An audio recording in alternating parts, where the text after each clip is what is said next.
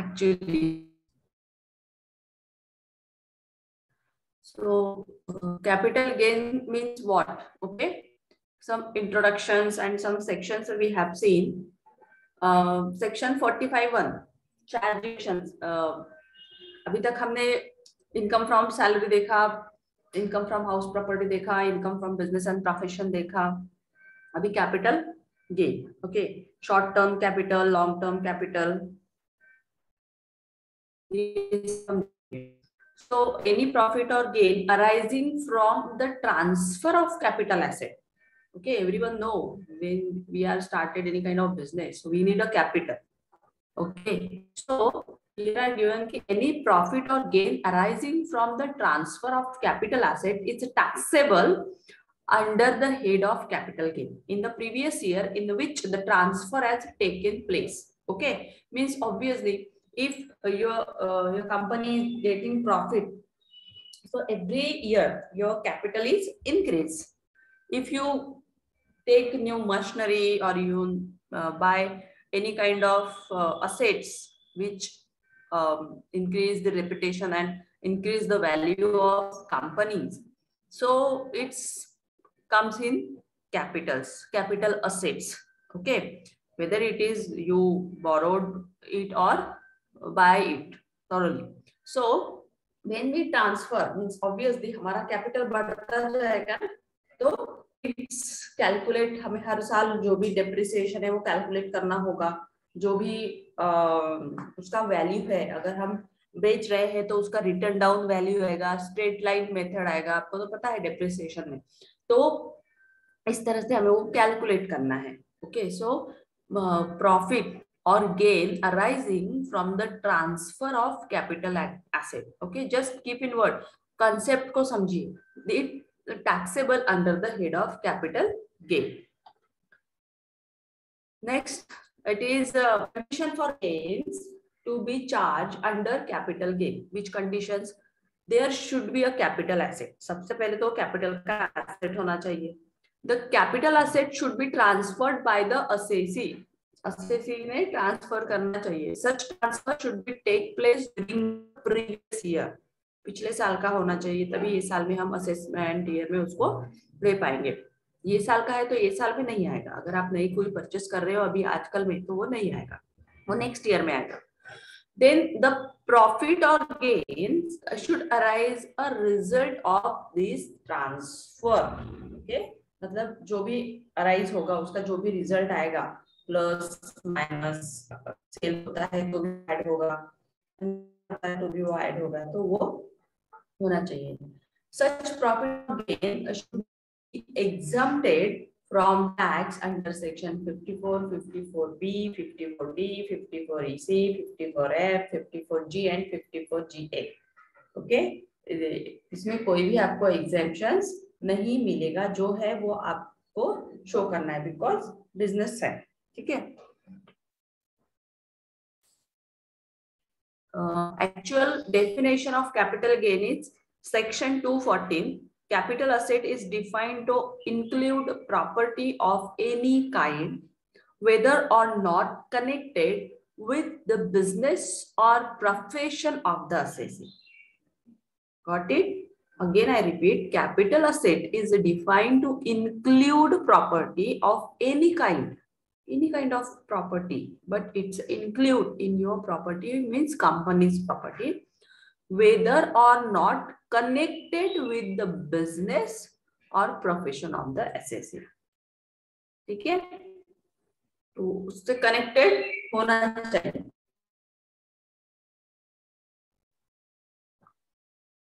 Specially company से या business से कनेक्टेड होना चाहिए, पर्सनली नहीं. ठीक है, पर्सनल यूज के लिए यूज करते हैं तो वो नहीं आएगा. Capital assets, any stock in trade. Am I audible to all of you? Yes, ma'am. Okay, thank you. So any stock in trade, consumable stores or raw materials held for the purpose of business or profession. Only business or profession. Okay, any stock in trade. बहुत सारा store room में रहता है, वो भी stock in trade. Consumable stores और raw material, जो अभी क्लोजिंग स्टॉक हुआ अभी वही रॉ मटेरियल हम ये साल के लिए यूज करेंगे, right? So held for the purpose of business और profession. Now, personal effect, that is to say movable property, movable, immovable property of the assets, including wearing apparel and furniture held for his personal use or for the use of the member of his family dependent to him, but excludes what? Jewelry, archaeology collections. For example, you buy a car, and the car you have in business profession, we have seen na, if you have a car, but this car you have to use both purpose, personal purpose also and business purpose also, but you have to divide it how much percentage you have to use business and home also. Okay, it means your personal use also. So if you use 70% for business purpose, so whatever the 70% expenses, maintenance, whatever the expenses are doing for that particular, including in 70%, so you have to show in 70% of car expenses in business and profession, and after 30% you have to show in your personal return. Okay, the person who have doing a big business, so he always feel two returns. There is personal return and professional return. The person who have a two cars, first is business purpose and personal purpose. So obviously they have doing, I mean, they are doing both maintenance of home and sorry, business purpose and personal use purpose, whatever. So archaeological jewellery और archaeology का collection छोड़ के drawings नहीं आएगा, paintings नहीं आएगा, sculptures नहीं आएगा, व्हाटएवर, और any art work. Okay, this is not. So silver utensils constitute personal effect and no capital gain will be arise. It's your personal use. You आप कभी भी आप फंक्शन में occasionally जाते हो, वियर करते हो, छोड़ देते हो, है ना? इससे कोई अर्निंग नहीं हो रहा है आपको, है ना? You have to use for make yourself happy. You have to use to make yourself looking yourself good. That's why you have to use any things, but which you are use only personal use for. So note means यहाँ पे silver इसे वो नहीं आएगा. Gold utensils are not personal effect and are capital assets. Okay, except gold. Okay, अगर आप personal use के लिए भी हो तो भी वो कन्वर्टेड होगा. Got it? परचेस करते हो या है आपके पास तो वो आपके असेट में आएगा, कैपिटल में आएगा. Agriculture land in India, provided it is not situated in urban area, it's rural agricultural land. What it's rural agricultural land, so it's not come in capital gain. If second, 6.5% gold bonds, 7% gold bonds or national defense gold bonds issued by the central government. ठीक है, ये आएगा. Special bearer bonds, lot of किसान विकास पत्र, lot of bonds are there nowadays. Whatever the shares you have, it also comes. Gold deposit bonds issue under gold deposit scheme of 1999. Lot of people have invested in gold, so वो भी उसमें आएगा because it's raise your income, because every day by day the value what increase ना market के हिसाब से उनका increase होता है, तो all these comes in capital gain, what comes and what not. Now we have seen short term and long term capital assets, what it is actually. So short term capital asset means a capital assets held by the assessee for not more than 36 months. Okay, 36 months means 1 year, 12 months, 1 year, 12 means 3 years, not more than 3 years, you have to say. So short-term capital asset means a capital asset held by the assessee for not more than 36 months immediately prior to its date of transfer. Okay, 36 पहले 36 के पहले ही आपको उसको transfer करना चाहिए, शुरू करना चाहिए. However, the following assets are treated as a short-term asset if they are held for not more than 12 months a year. Okay, so equity or preference share in a company, securities like debenture, government securities listed in a recognized stock exchange in India. So units of UTI and units of mutual funds and assets other than a short-term capital assets regarded as a long-term capital assets.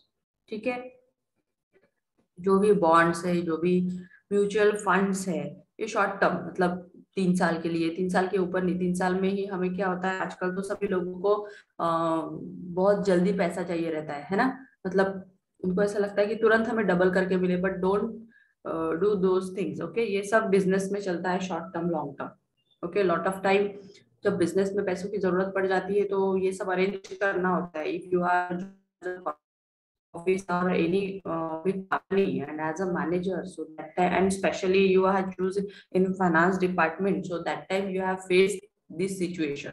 Okay, short term loan, long term loan, there is a period if you don't pay within a period, so you have pay lot of interest. Okay, the bank, they will automatically recover from you.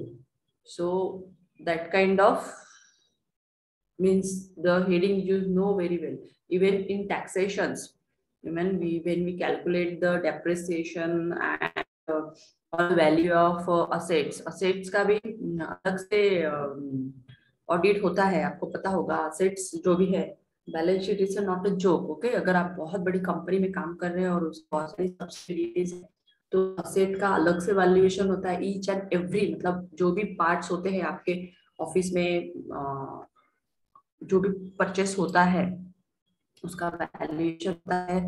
Valuation के बाद उसका value decide होता है and after that वो balance sheet में दिखाया जाता है. फिर वो डिसाइड करता है मैनेजमेंट की हमें और कोई नई चीज लेनी है क्या, है ना, डिपेंड ऑन डेप्रिसिएशन. उसका पता चलता है वो कितने साल और चलेगी या नहीं चलेगी. तो ऐसे short term long term assets हमें देखना है. Now the method of the determining period of holding क्या होता है इसका.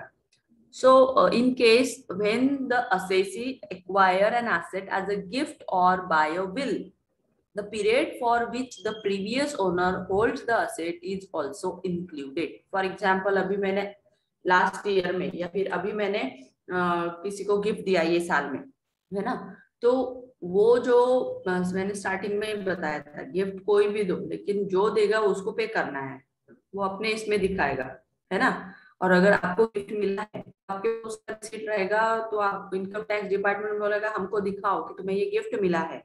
Got it. तो आप दिखाओगे कि यस इट्स आपको गिफ्ट मिला है. और जिसने गिफ्ट दिया है वो क्या करेगा, उसका पेमेंट करेगा, मतलब टैक्स का जो भी है. सो प्रीवियस ओनर जो टैक्स ऑल्सो उसके इसमें वो इंक्लूड होगा. इवन दो विल, आप उन्होंने विल बना के दे दी कि मेरे जाने के बाद जो भी है वो आपका होगा, तो वो डॉक्यूमेंट्स आपके पास होना चाहिए. Got it. कि यस ये मुझे मिला है इसलिए मैं इसकी लायबल नहीं हूँ. हाँ, जिस दिन आपका नाम हो जाएगा उस प्रॉपर्टी में, from that day you are able to pay tax. Now, transfer of capital asset, what it is actually. So, any transaction involving the following of the possession of any movable to be taken or retained in part of performance of contract of the nature referred to in the section 53A of the Transfer of Property Act 1982. Any transfer, movable property के बारे में बात कर रहे हैं हम लोग. Any transfer, okay. So, any transaction, whether the way of becoming a member or acquiring shares, a cooperative society, company, association of person, or by way of agreement or any other manner, whatever, which has the effect of transferring or enabling the enjoyment of the immovable property. Okay, कोई भी transfer of property movable जो है उसको भी assets में, capital assets में भी होता है। फिर मान लीजिए आपके पास 2 लाख का गोल्ड है या 5 लाख का गोल्ड है, इस बार आपको और आपके फ्रेंड्स ने 1 लाख का गोल्ड दे दिया, कितना हो गया, 6 लाख हो गया। तो आपका मतलब फॉर एग्जाम्पल क्या हुआ, इंक्रीज हुआ। मान लीजिए कि आपकी आपके पास पैसा नहीं है, आपको बहुत सारी फीस भरनी है, तो आपने क्या किया, गोल्ड मान लीजिए बेच दिया या बोरोड कर दिया। तो हम बेचने का ही सोचते हैं कि आपने बेच दिया, तो आपने 2 लाख का गोल्ड बेच दिया, तो अभी आपके पास कितना है, 4 लाख या 3 लाख ही है ना। तो that is the growing and decrease in assets means, personally हमने ये एग्जाम्पल दिया है, कंपनी वाले कभी गोल्ड वोल्ड नहीं बेचते, तो इंक्रीज मतलब वो लेते हैं। So what is include in transfer section 247? So transfer include sales, exchange, relinquishment, extinguishment, compulsory acquisitions, conversion of capital asset into stock in trade. Okay? तो बहुत सारे होते हैं इसमें, सेल होता है, एस्टेब्लिशमेंट मीन्स कोई भी मशीनरी होती है उसका अगर पार्ट चला गया तो उसको नया पार्ट लगाया, उस पार्ट को भी हमें ऐड करना है ना। वो पार्ट सेल किया तो वो कितने में गया उसको भी लेना है, ठीक है। कुछ भी नया आप खरीदते हो तो उसको भी आपको दिखाना है कि ये हमने परचेस, तो ये सारी चीजें उसमें आएगी। What is not included in transfer? Distribution of asset or to its share on its liquidation. अगर मर्जर हो रहा है लिक्विडेशन टाइम पे वो ऐड नहीं होगा। Distribution of capital asset in HUF to its member in the time of the total partial partition. आप अगर डिवाइड कर रहे हो तो HUF जो भी फैमिली हिंदू अनडिवाइडेड फैमिली में वो नहीं आएगा। Transfer of capital assets under a will और an irrecoverable trust of gift, ये भी नहीं आएगा। Transfer of capital asset capital to its wholly own Indian subsidiary company भी नहीं आएगा। Transfer of capital asset by a wholly own subsidiary company to its Indian holding company, ये भी नहीं। बहुत सारी कंपनीज होती है जैसे टाटा वगैरह है, टाटा ने क्या किया, अपनी लैंड जो है उसके पास थी तो उसने क्या किया, हॉस्पिटल के लिए डोनेट कर दिया है ना, हॉस्पिटल के लिए डोनेट किया है, तो वो क्या रहेगा, फुल्ली एग्जेम्प्ट है वो, क्योंकि उसने सोशल के लिए दिया है। ओके, तो इस तरह से और वो उसको एग्जेम्पशन मिलेगा क्योंकि उसको पहले वो टैक्स पे करता था, अभी उसने क्या किया, उस लैंड को डोनेट कर दिया।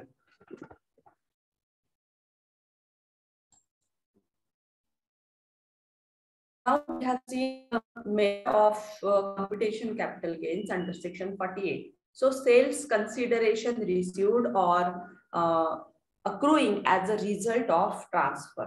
Okay, sales का consideration जैसे ट्रांसफर किया या किसी को सेल किया वो प्रॉपर्टी, जैसे मैंने उस मशीन को 5 साल यूज किया, अभी मुझे उसका आउटपुट नहीं मिल रहा है या मुझे उसे बेच के नया लेना है, कुछ ज्यादा आउटपुट निकालना है, तो मैंने उसको जहाँ पे भी ट्रांसफर किया या उसको जहाँ पे भी मैंने सेल किया, तो आज के डेट में उसका क्या वैल्यूएशन है जब सेल के बाद, तो उसी वैल्यूएशन के हिसाब से मुझे वो क्या करना है, सेल करना है, और वो जो अमाउंट है वो मुझे अपने इसमें शो करना है कि मुझे ये अमाउंट मिला, मतलब लेना ही है, ठीक है, उसका रिसीट, उसका डॉक्यूमेंट सब रहता है।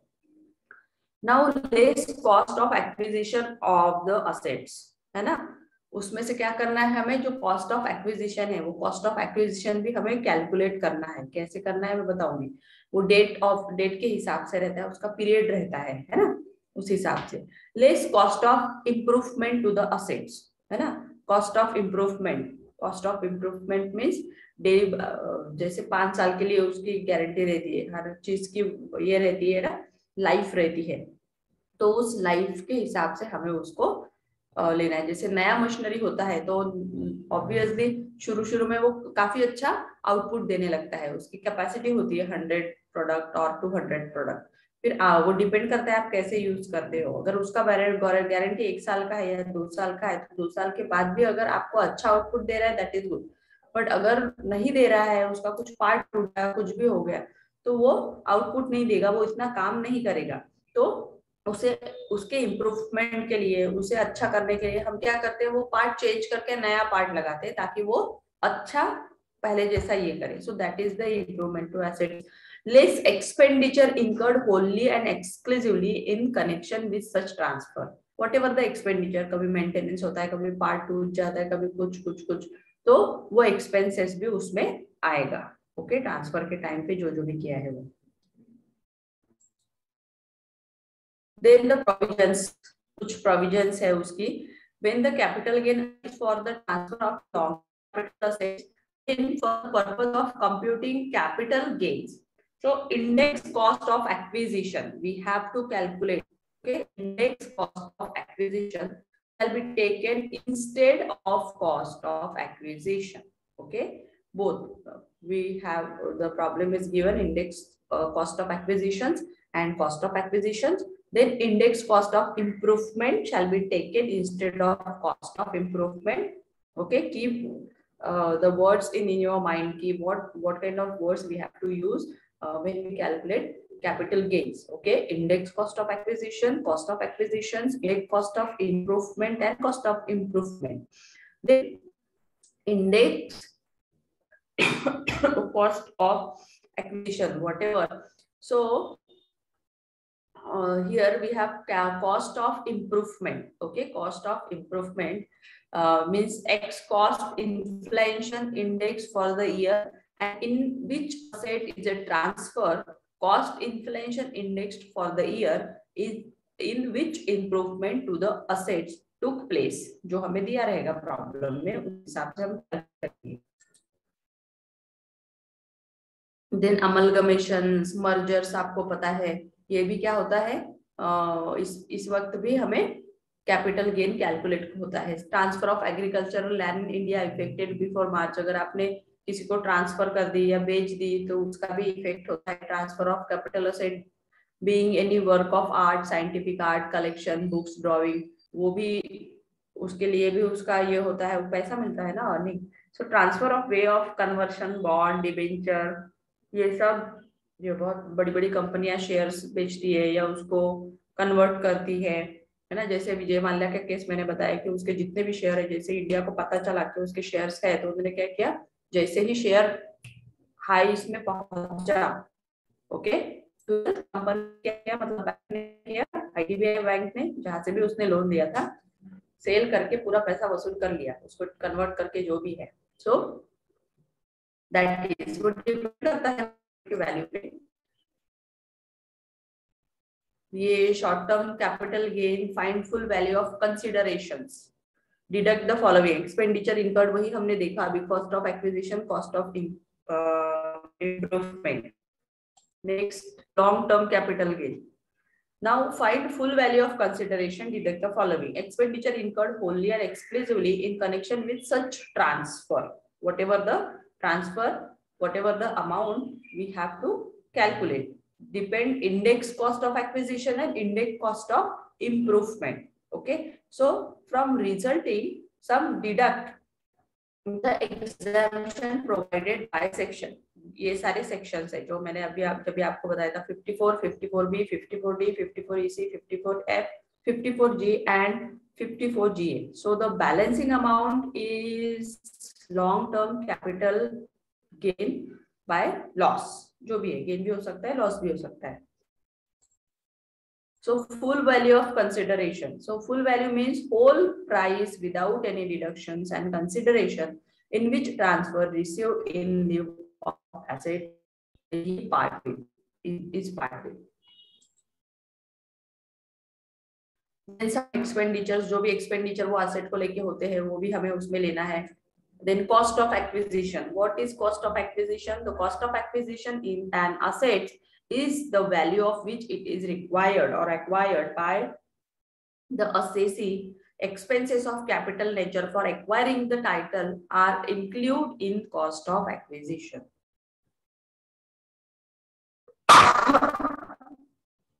Sorry.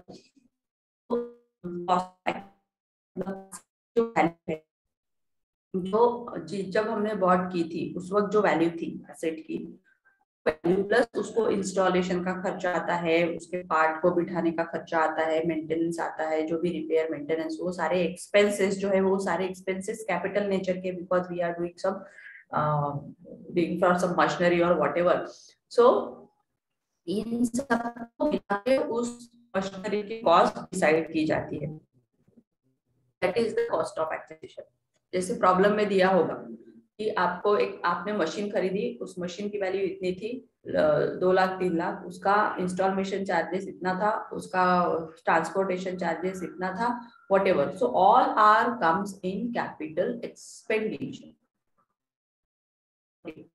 So notional cost of acquisition, what it is, cost to previous owner is considered as a cost of acquisition to the assessee. If the capital assets become property in case like distribution assets, some total इसमें रहेगा partitions, divided partitions, family जैसे बहुत बड़ी family का business है तो family में जितने भी मेंबर है वो उस बिजनेस से कनेक्टेड होते हैं और उनको उसका शेयर्स मिलता रहता है.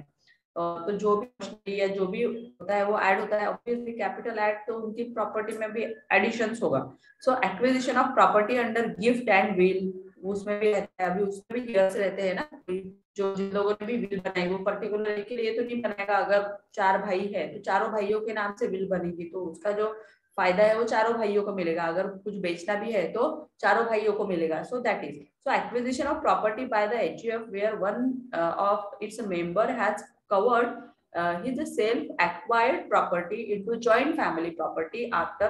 इसके रूल्स है, वो रूल्स के हिसाब से उसको कैलकुलेशन करना है, उसका वैल्यूएशन करना होता है. कॉस्ट ऑफ इम्प्रूवमेंट क्या है? It means all expenses of capital nature incurred in making any addition alteration to capital asset by assessee. So expenditure after 31st March 1981 will only be considered. Okay? इसके बाद के जितने भी expenditure किए होंगे cost of improvement के लिए, नया कुछ लगाया होगा तो वो उसमें आएगा. इसके बाद का होगा तो मतलब आज के डेट में भी किया तो भी वो आएगा. इंडेक्स कॉस्ट ऑफ एक्विजिशन और improvement. So cost inflation index में हमें ये ईयर से ध्यान में रखना है, कौन से ईयर का है उस हिसाब से हमें. तो cost inflation index any year means such index as the central government may have regard to 70% of average rise in consumer price and index of for urban or non-manual employee of the immediate preceding previous year to such year by notifying in official gazette. How much it is? 75% average price लेना है. Now we calculate computation of index cost.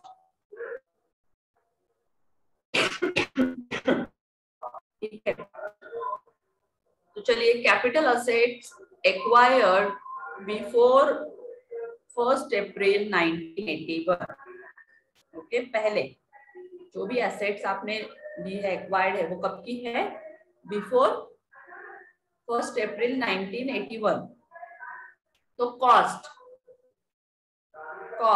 Into cost inflation index in the year of transfer, transfer किया था वो year, divided by cost inflation index for the year 1981 to 82.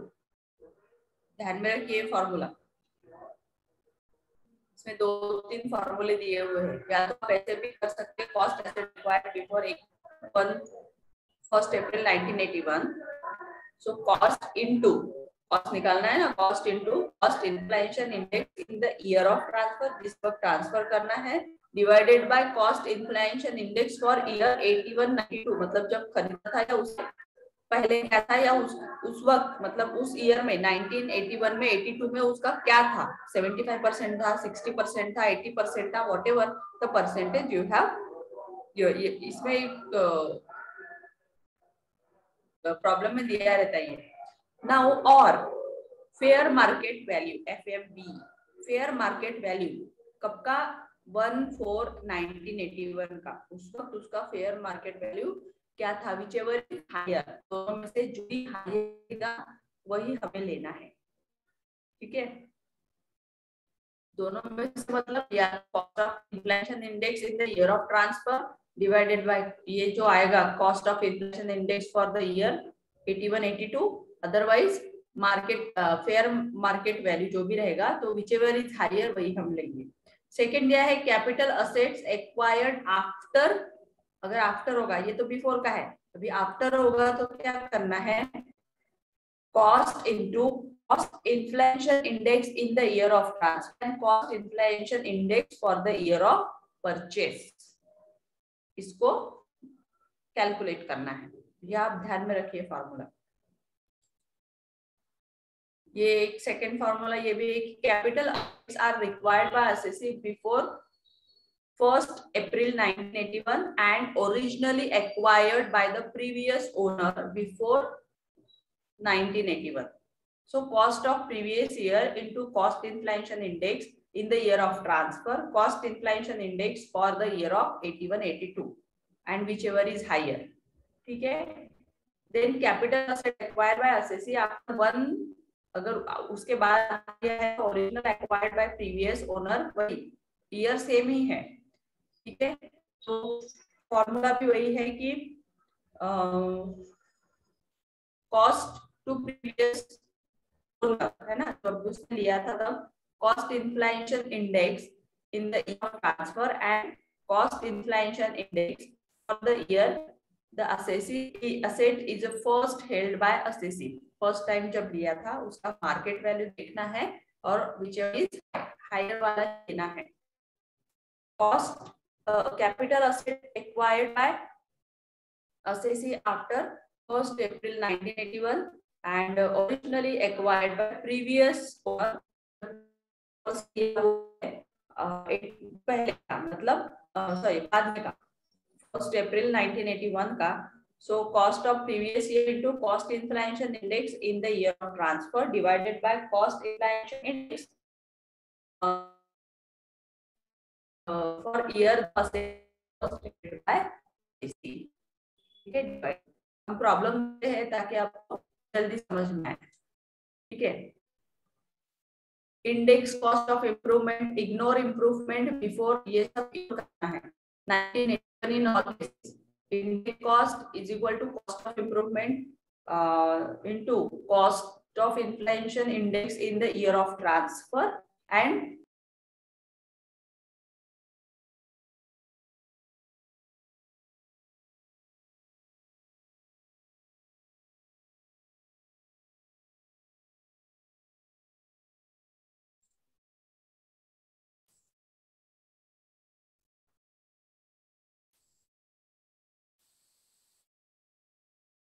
yes, तो ये cost of index cost of improvement. Now next इसमें insurance claims भी आते हैं, उसका इंश्योरेंस का आपको पता है कैसे करते हैं, है ना। तो इंश्योरेंस के जितने भी केसेस हैं वो कैपिटल में आते हैं, क्योंकि आपको पता है 1 साल का इंश्योरेंस, 3 साल का इंश्योरेंस। अब इंश्योरेंस में भी बहुत सारे टाइप्स है, आपका 2 व्हीलर का, देन आपका 4, ये सब इंश्योरेंस मीन्स ये बिजनेस प्रोफेशन के इंश्योरेंस की बात हो रही है, लाइफ इंश्योरेंस की नहीं।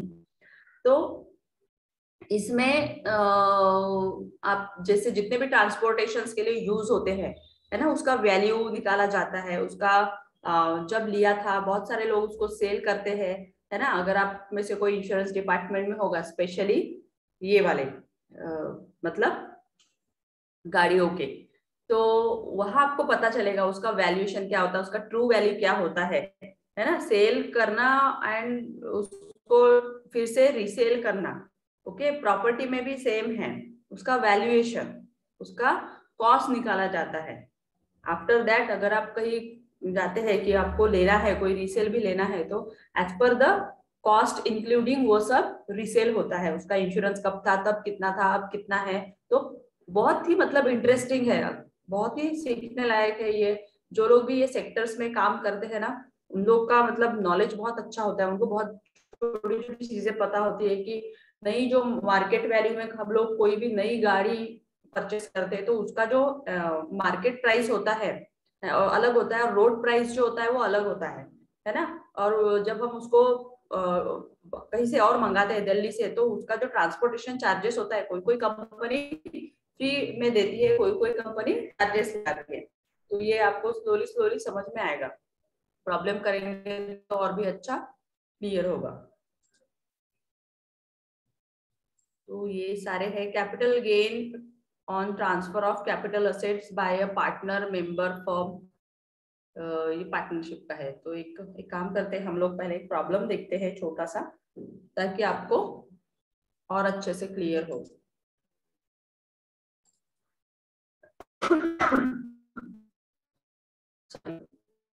So let's see one problem like that. R is a resident of India. Okay. He furnishes the following information about his income during previous year 1819. Capital gain rupees 10,500 from a house which he occupied for 1 year before the date of sale 31st July 2018. Okay, capital gain rupees 10,500 from a house से मिला है उसको, cell किया होगा जो भी है, which is occupied for 1 year before the date of 31st July 2018. आपको यहाँ पे डेट का भी ध्यान रखना है। ओके, कब लिया था, कब सेल किया था। ओके, जैसे अभी हमने देखा cost of inflation when we calculated, so we need the period. Okay, so on 31st December 2018, he sold equity shares of Thapar Limited for rupees 2 lakhs through the recognized stock exchange, okay, which were purchased by him on 1st April 2002. कब purchase किया था उसने? 2002 में। और cell कब किया उसने? 2018 में। फॉर रुपीज 66,000 लिया था, 2 lakhs में, सेल किया 66 में। काफी सालों से था मतलब उसके पास। So securities transaction tax paid 125 whatever the tax था। एंड उसका जो फेयर मार्केट वैल्यू था शेयर्स का, मतलब 31st जनवरी 2018 में, हाउ मच इट इज? 1,75,000। कितना था? 1,75,000। Now he sold an agricultural land for rupees 5,25,500 on 5th April 2018. The land was owned by him since 4th July 2001 and was purchased for rupees 6,000. The land is situated in a village with population of 8,000. Okay. So population का formula आपको पता है, हमने income from house property में देखा है। सो अभी देखिए, सब हम ये सारे कैलकुलेशंस हम शुरू से करते आ रहे हैं। Income from salary, residential and non residential, उसके बाद income from salary, income from house property, income from business profession and income from capital gain. इन चारों को मिला के 4 calculations are required when we calculated of income from other sources. Total income, अगर आपको किसी पर्सन का टोटल इनकम निकालना है and the person is working some years working in company and after that, or some years working in government company and after that he left it and started his business. So how interesting his total income when we calculated it. कितना मतलब interested है वो calculation कि जब वो company में काम कर रहा था तो उसका सैलरी का क्या था, उसका एचआरए कितना मिलता था, उसको परक्विजिट कितना मिलता था, जब उसके पास प्रॉपर्टीज कितनी थी, उसने लेट आउट कितने किए, उसने बिजनेस पर्पस के लिए कितना ये किया, फिर उसके बाद कैपिटल गेन्स कितना था, उसके फैमिली में था या नहीं था, उसने डिवाइड किया अनडिवाइड किया, और फिर इनकम फ्रॉम अदर सोर्सेस उसने उसके क्या क्या थे। सो रियली इंटरेस्टिंग जब हम टोटल इनकम का निकालते हैं ना। तो लेकिन अगर आपको ये पहले से सारे चीजें पता होगी, आप रेगुलर प्रैक्टिस कर रहे हो, तो ही आपको वो आएगा। So third one is he sold an agriculture land for rupees 5,25,500।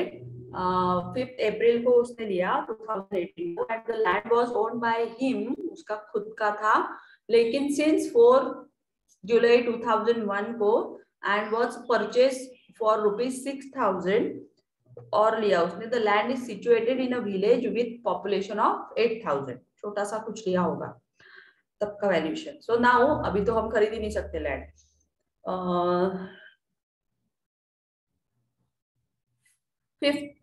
Fourth point, on 1st March 2019, he sold a flat of for rupees 11,82,500, ठीक है, which was purchased by him first।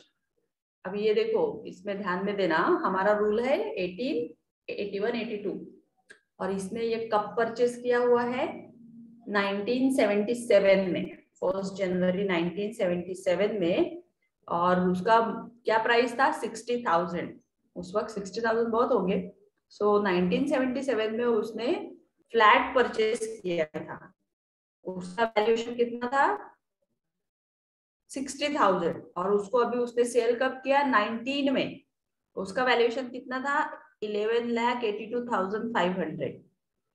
The fair market value of flat was 3,80,000 on 1/4/2001.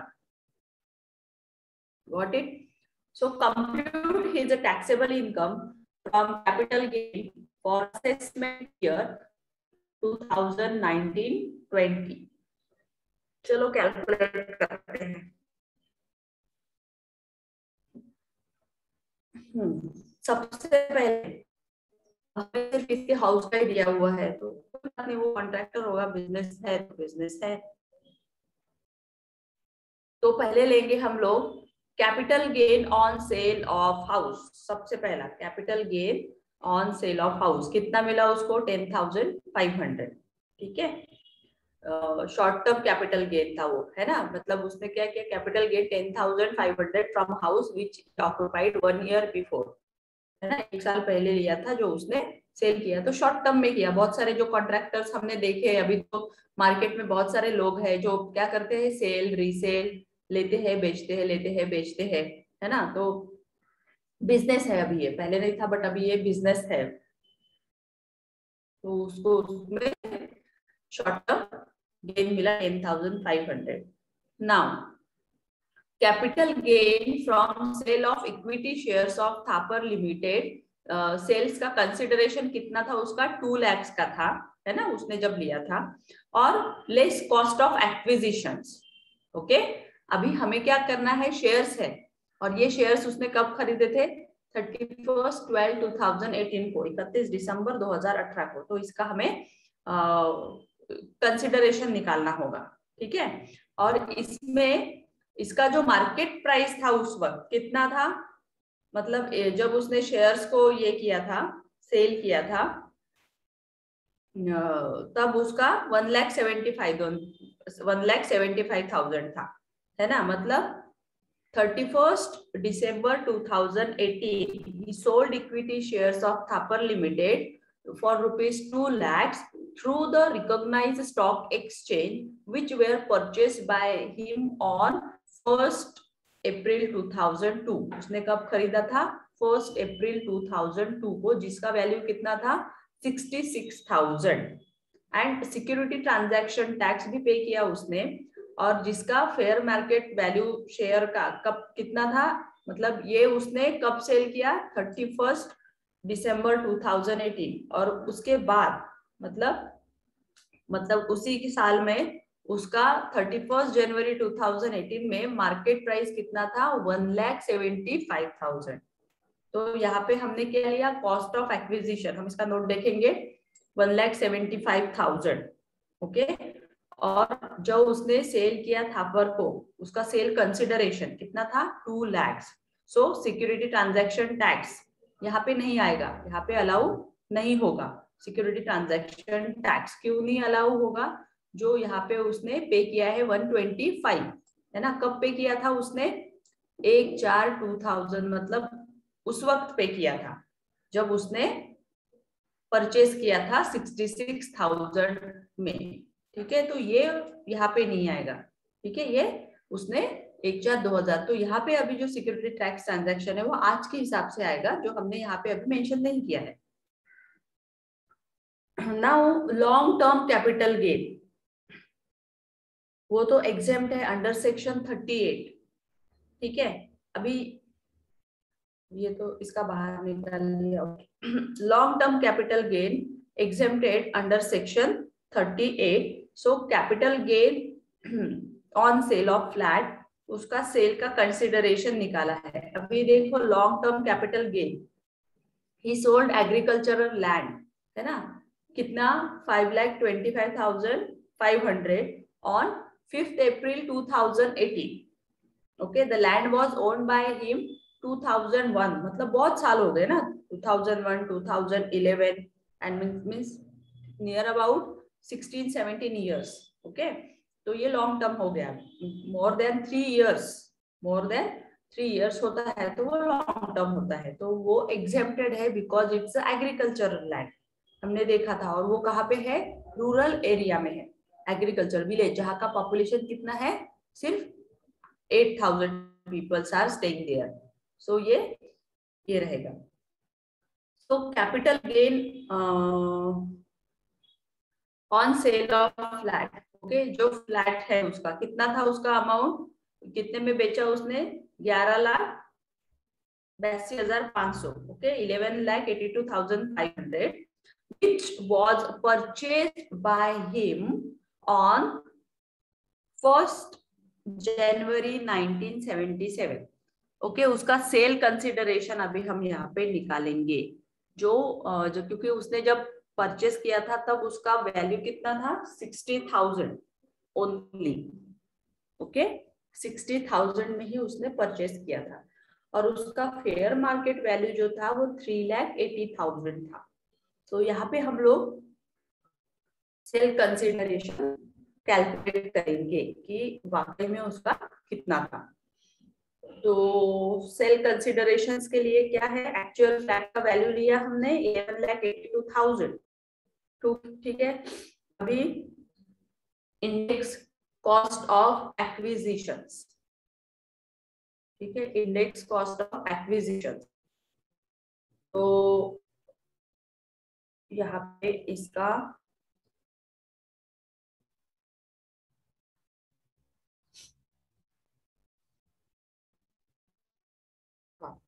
यहाँ पे देखिए, पहला जो note था हमारा, सबसे पहला कॉस्ट ऑफ शेयर का, वो हमने क्या लिया था, मार्केट वैल्यू और सेलिंग प्राइस जो है वो एक्चुअल लिया, ठीक है। तो इस तरह से कैलकुलेट करना है। और यहाँ पे देखिए, यहाँ पे जो क्या कैलकुलेट है, अभी ये आप पूछेंगे ये 280 कैसे आए, ठीक है। तो वो एक टेबल का चार्ट होता है, जैसे अगर आप कैपिटल गेन कैलकुलेट करते हैं, अभी मेरे पास वो इंडेक्स नहीं है, आप गूगल पे सर्च कर सकते हैं, ठीक है।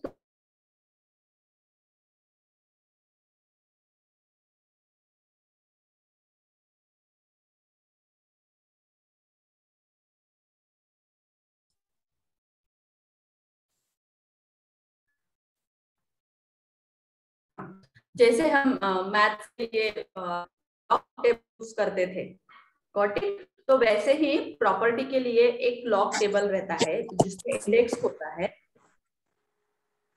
Ma'am, how can we know that where to use this table and which one will to be used?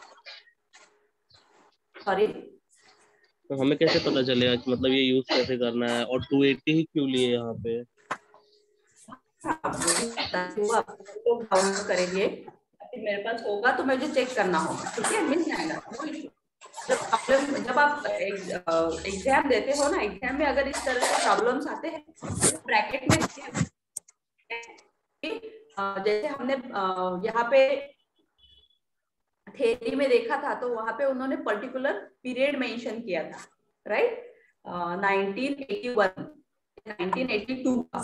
तो वैसे हमें प्रॉब्लम में भी दिया होता है कि index of acquisition of 1981 to 82, bracket में दिया रहता है कि the valuation of 280 to 90। Okay ma'am.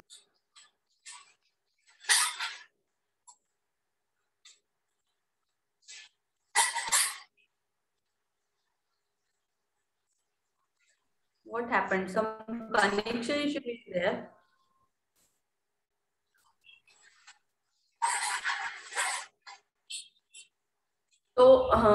यहाँ पे हमें दिया हुआ है कि सेल कंसिडरेशन हमने लिया 11,82,000 4 पॉइंट का।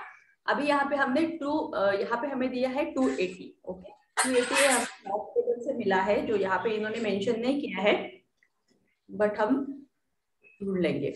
तो 280 क्यों लिया है? क्योंकि ये कब का है, हमें ये देखना है कब का है ये। 1 जनवरी 1977। ओके, 1 जनवरी 1977 बहुत ही पुराना है, तो इसलिए इसका जो वैल्यूएशन लॉग टेबल में दिया होगा ईयर वाइज, तो उसका 280 होगा। So index cost of acquisition जो हमने कैलकुलेट किया, और इसका जो वैल्यू था फेयर मार्केट वैल्यू कितना था, 3,80,000।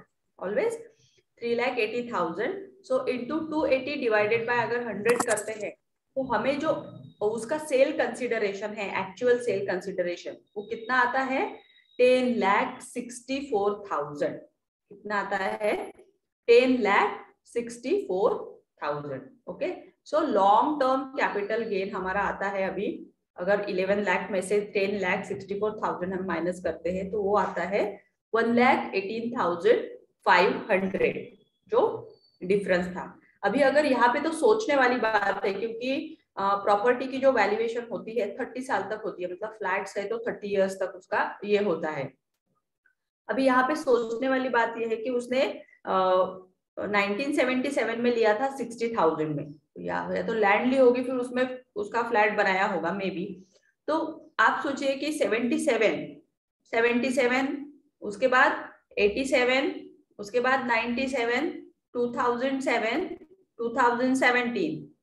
ओके, मतलब 40 इयर्स हो गए हैं, 40 इयर्स मोर देन हो गए हैं। तो वैल्यू तो खत्म, मतलब उसने लैंड लेके फिर बनाया होगा। Got it? तो इसीलिए उसका प्राइस इतना आया है 11,82,000, क्योंकि day by day resale value जो है वो क्या होती है, कम होती है ना।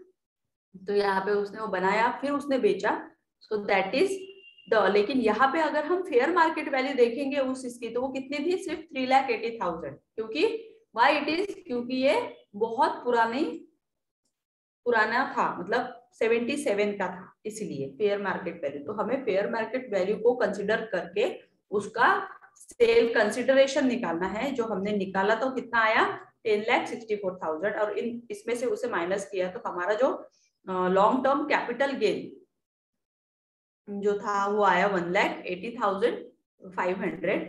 और हमारा जो टोटल इनकम है कैपिटल गेन का, जो ये साल में हमने कैलकुलेट किया है, वो था 10,500, 25,000 एंड 1,18,500। ठीक है, सो हमारा टोटल कैपिटल गेन आया 1,43,500। ठीक है, इसी तरह से आपको कैलकुलेट करना है। मैं लॉग टेबल आपको शेयर करूंगी आज, मैं देख लेती हूँ या फिर मैं ऐसे ही प्रॉब्लम लेती हूँ जिसमें ऑलरेडी आपको ये सारा दिया है। घबराने की जरूरत नहीं है, एग्जाम में वो आपको सब दिया होता है, क्योंकि इतना बड़ा लॉग टेबल तो शेयर नहीं किया जा सकता है ना। तो ये सारी चीजें दी होती, जैसे यहाँ पे उन्होंने 280 दिया, आपने पूछा बहुत अच्छा किया, 280 कहाँ से आए, तो ये लॉग टेबल मैं आपको दिखा दूंगी ताकि आपकी कंसेप्ट क्लियर हो जाए कि yes it is given in the problem. Okay, so दिक्कत है, किसी को कोई तकलीफ है, समझ में आया?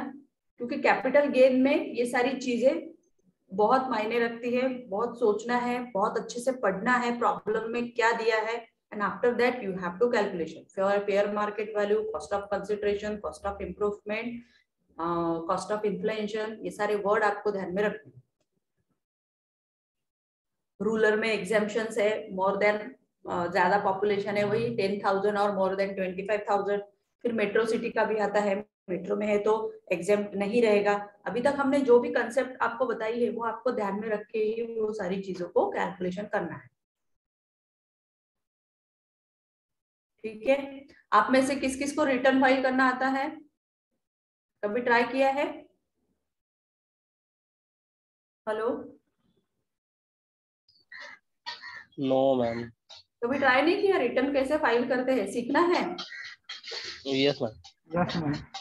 हम लोग ये पहले पूरा कर लेते हैं, उसके बाद हमारा एक दिन का वो सब हम बता देंगे आपको कि कैसे जाना है, कैसे साइट ओपन करना है, कैसे रिटर्न्स के कितने फॉर्म्स होते हैं। ओके, कौन से रिटर्न किस किस चीज के लिए होते हैं वो भी हम आपको एक शॉर्ट में बता देंगे, ठीक है। तो आज के ओके मैम। लिए आज के लिए हम इतना ही रखते हैं। कल हम इसके प्रॉब्लम्स और देखेंगे और मैं लॉग चार्ट भी आपको शेयर करती हूँ, ठीक है। किसी को कोई दिक्कत है, समझ में आया ये प्रॉब्लम? Yes ma'am. ओके, ठीक है, bye bye, take care. Okay ma'am, thank you. Okay, ma'am. Thank you.